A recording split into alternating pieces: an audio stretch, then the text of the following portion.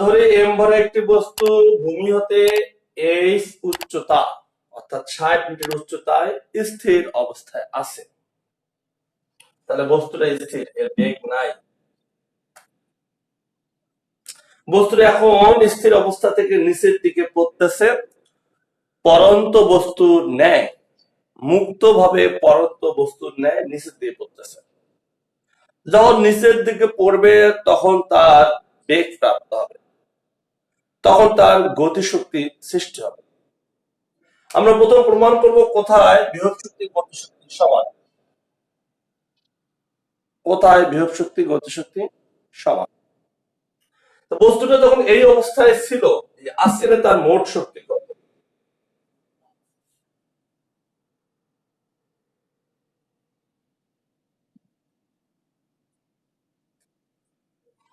যেহেতু বস্তুটি স্থির অবস্থায় আছে,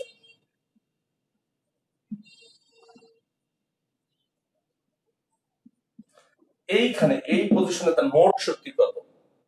মোট শক্তি ই ইকুয়াল ইপি প্লাস ইকে।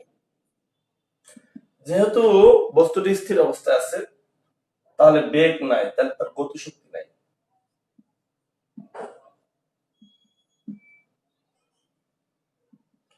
এম জি হচ্ছে 9.8, উচ্চতা হচ্ছে 60। যেহেতু গতিশক্তি নাই, তাই গতিশক্তি শূন্য। এম ইন্টু 9.8 ইন্টু 60, এত জুল। এইখানে তার প্রাথমিক মোট শক্তি, প্রাথমিক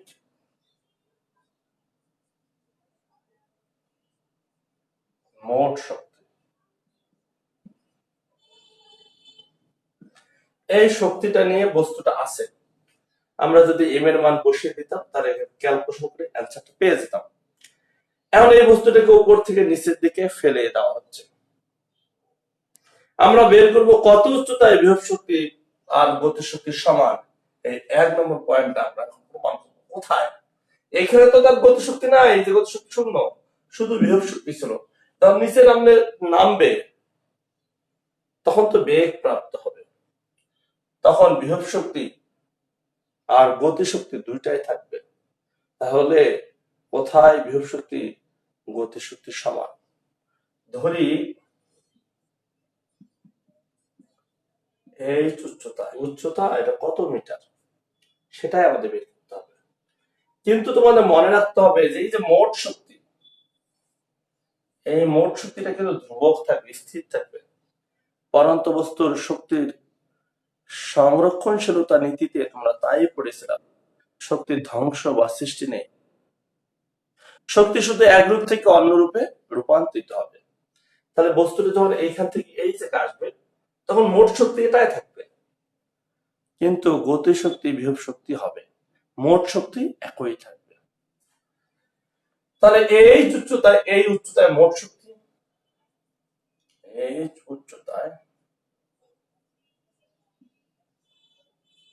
মোট শক্তি E equal EP plus EK. মোট শক্তি তো এটাই, এম ইন্টু 9.8 ইন্টু 60। কিন্তু কিন্তু এই উচ্চতায় আমরা আগেই বলেছি বিভব শক্তি গতিশক্তি সমান। তাই বিভব শক্তি আর গতিশক্তি কি সমান। ইপি ইপির মতো রাখলাম, ইকে মানে ইপি, দুটা তো সমান।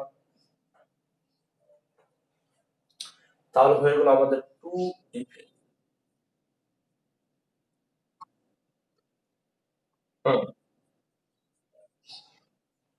তাহলে 2 ইপি,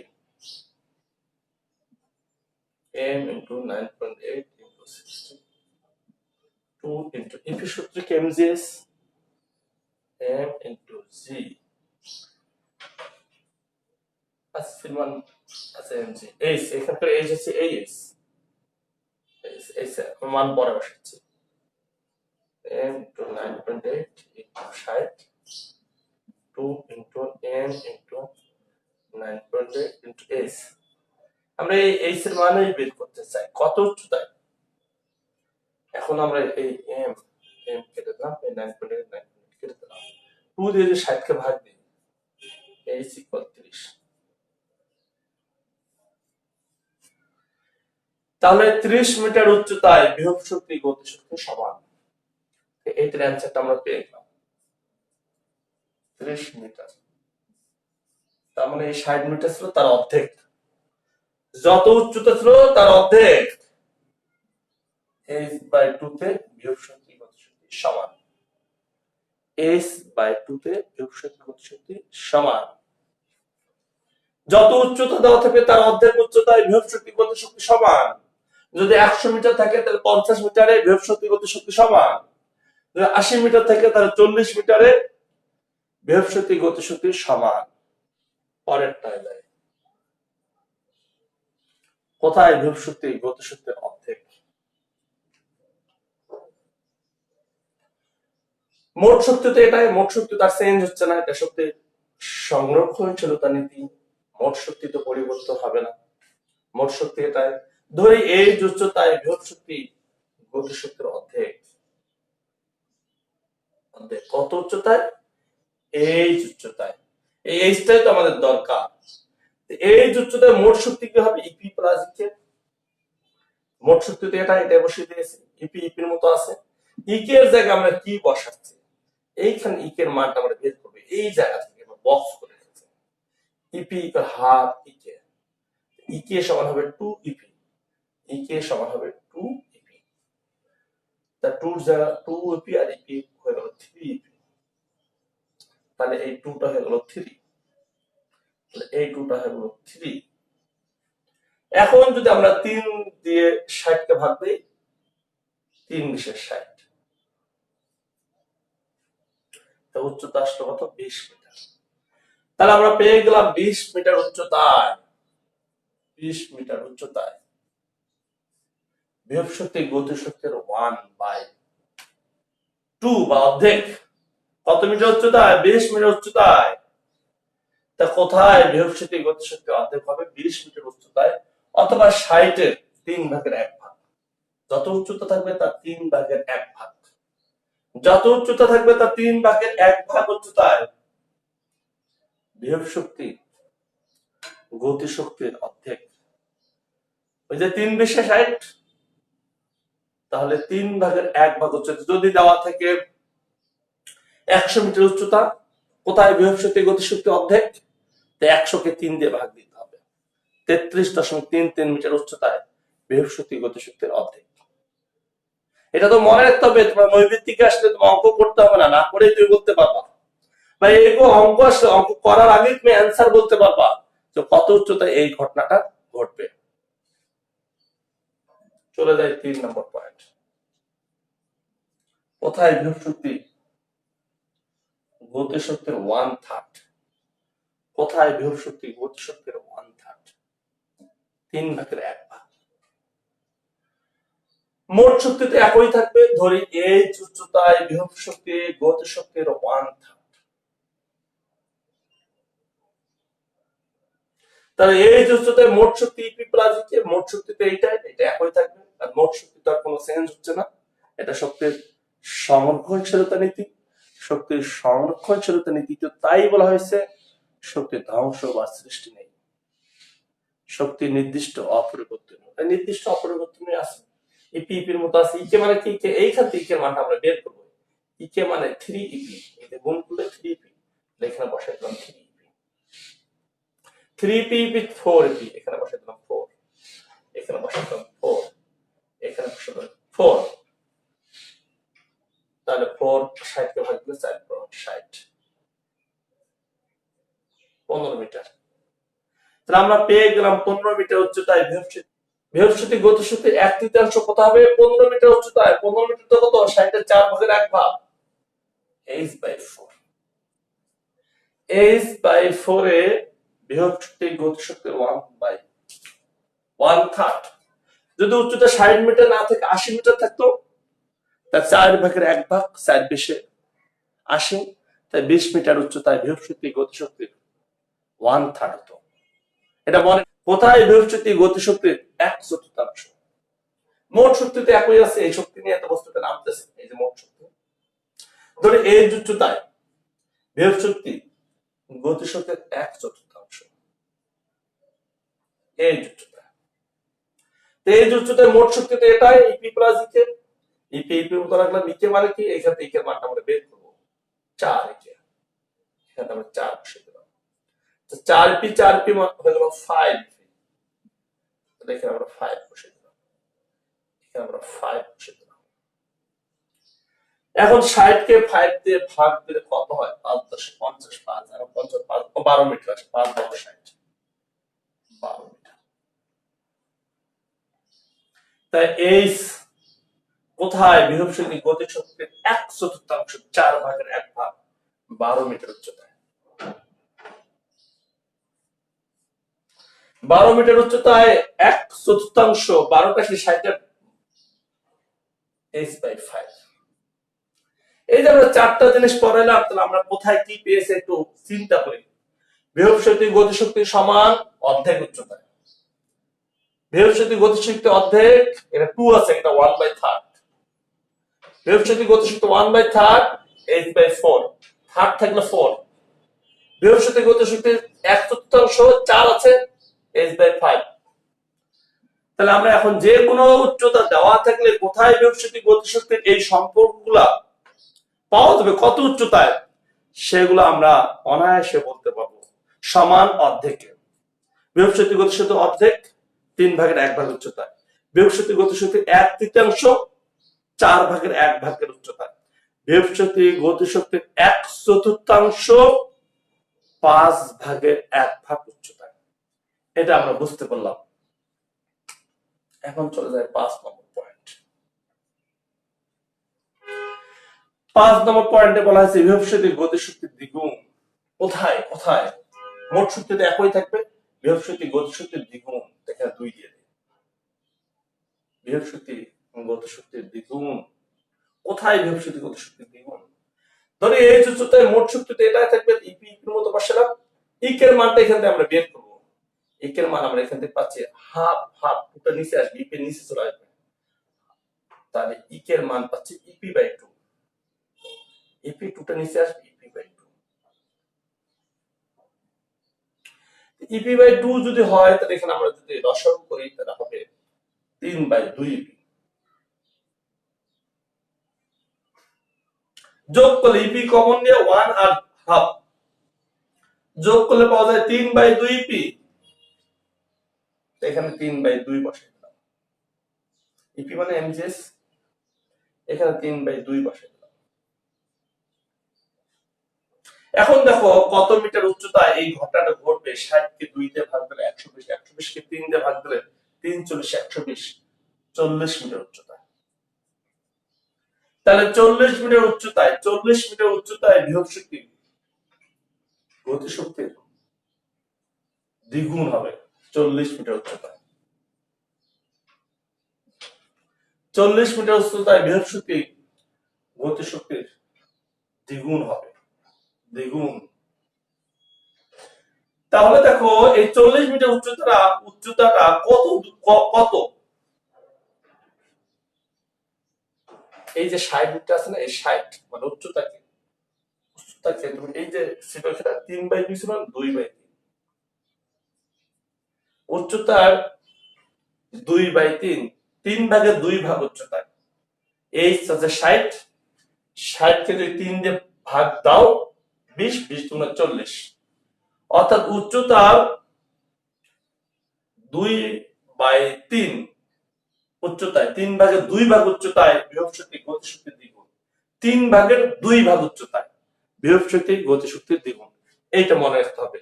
3 ভাগের 2 ভাগ উচ্চতায় বিভব শক্তি গতি শক্তির দ্বিগুণ। কোথায় বিভব শক্তি গতি শক্তি 3 গুণ? ইপি ইকুয়াল 3 কে ধরে নিলাম এই উচ্চতায়। ইপি ইপি মান, ইকের মান কত হবে? ইকের মান হবে ইপি/3, এখানে চলে আসবে 3। এখানে যোগ, ইপি কমন নিয়ে যোগ করলে হবে 3 কে 3 একটা 4, 4/3, 4 নিচে 3, 4/3। এখানে ক্যালকুলেশন বসায় দেয় 4/3। এগুলো তো সব ঠিক আছে, এখানে 4/3। তাহলে ক্যালকুলেশন করলে এখন কত হয়? 3 কে 60 দিয়ে গুণ করলে 180, 180 কে 4 দিয়ে ভাগ দিলে 318, 180 ভাগ 4, 45, 45। 45 মিটার উচ্চতায়, 45 মিটার উচ্চতায় বিভব শক্তি গতিশক্তি 3 গুণ। 45 মিটার উচ্চতায় বিভব শক্তি গতিশক্তি 3 গুণ। 45 মিটার, 45 মিটার, 45 মিটারটা উচ্চতা কত অংশ যেটা আমরা এখানে বের করেছিলাম সেটা কি হবে? যে 4/3 আছে না, h ইনটু 3/4। এই যে এই যদি 60 হতো, 4 দিয়ে 60 কে ভাগ করে 4 নং 60, 3 নং 45। অর্থাৎ উচ্চতা 4/3 ভাগ, 4/3 ভাগ উচ্চতায় বিভব শক্তি গতিশক্তি 3 গুণ হবে। 4/3 ভাগ উচ্চতা, এখন উচ্চতা যাই দাও থাকবে কেন, 4/3 ভাগ উচ্চতায় বিভব শক্তি গতিশক্তি 3 গুণ মনে রাখতে হবে। তারপরে কোথায় বিভব শক্তি গতিশক্তির 4 গুণ? কোথায় বিভব শক্তি গতিশক্তির 4 গুণ? ধরি এই উচ্চতায় বিভব শক্তি গতিশক্তির 4 গুণ, 4 দিয়ে দিলাম। এই উচ্চতায় বিভব শক্তি গতিশক্তির 4 গুণ। এই উচ্চতায় মোট শক্তি এটাই বিভব শক্তি মতো রাখলাম। ইকে এর মান এখানে আমরা বের করব। ইকে এর মান হচ্ছে EP/4, EP/4 বসিয়ে দিলাম। এখানে লসাগু করলে হবে 4 × 4 = 5, 5/4, 5/4। এখানে বসিয়ে দিলাম 5/4, এখানে বসিয়ে দিলাম 5/4।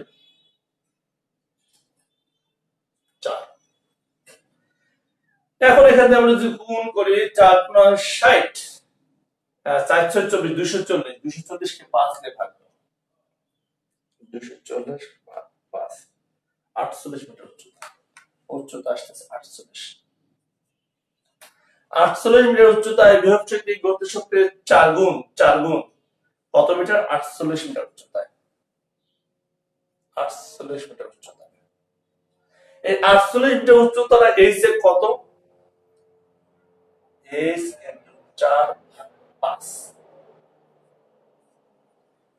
h মানে 60, 60 কে 5 দিয়ে ভাগ দিলে 5 × 60, 12 কে 4 দিয়ে গুণ করলে 4 × 48। এই হচ্ছে আমাদের 60টা জিনিস আমরা শিখাইলাম।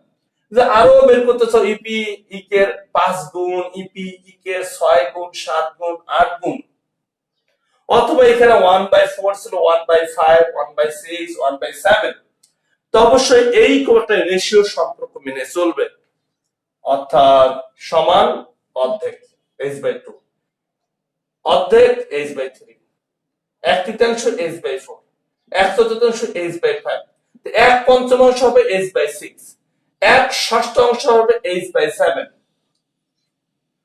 আবার এখানে দেখো দ্বিগুণ 2/3, 3 গুণ 3/4। বুঝতে হবে কিভাবে সম্পর্কটা এসেছে। দ্বিগুণ 2/3, 3 গুণ 3/4, 4 গুণ 4/5, 5 গুণ 5/6, 6 গুণ 6/7। এই যে আমরা একটা সম্পর্ক তৈরি করে ফেললাম। দ্বিগুণের 3 গুণ 4 গুণের ক্ষেত্রে এরকম একটা সম্পর্ক বানালাম, আর যেগুলো অর্ধেক 1/3, 1/4 তার ক্ষেত্রে একটা সম্পর্ক আমরা তৈরি করে ফেললাম। এই সম্পর্কটা ঠিকমতো জানা থাকলে তুমি এই অঙ্কগুলা না করেও অ্যান্সার বলে দিতে পারবা যে কত উচ্চতায় বিভব শক্তি গতিশক্তি অর্ধেক, দ্বিগুণ, 3 গুণ, 4 গুণ, 5 গুণ, 6 গুণ, 7 গুণ, কত উচ্চতায় অর্ধেক, 1/3, 1/4, 1/5, 1/6। এটা তুমি অঙ্ক না করেও উচ্চতাটা বলে দিতে পারবা যদি তোমার এই মেকানিজমটা জানা থাকে। কৌশলটা, আমরা যে কৌশলটা তৈরি করলাম, যে রিলেশনটা তৈরি করলাম, এই রিলেশনটা যদি তোমার জানা থাকে তাহলে তুমি বলতে পারবা। তোমাকে এই সিকোয়েন্সটা মনে রাখতে হবে। অর্ধেক h/2 সমান h/2, অর্ধেক h/3, 1/3 h/4, 1/4 h/5। তাহলে 1/5 h/6, 1/6 h/7, এরকম চলবে ওটার ক্ষেত্রে। আর দ্বিগুণের ক্ষেত্রে 2/3, 3 গুণ 3/4, 4 গুণ 4/5, 5 গুণ 5/6, 7 গুণ 7/8।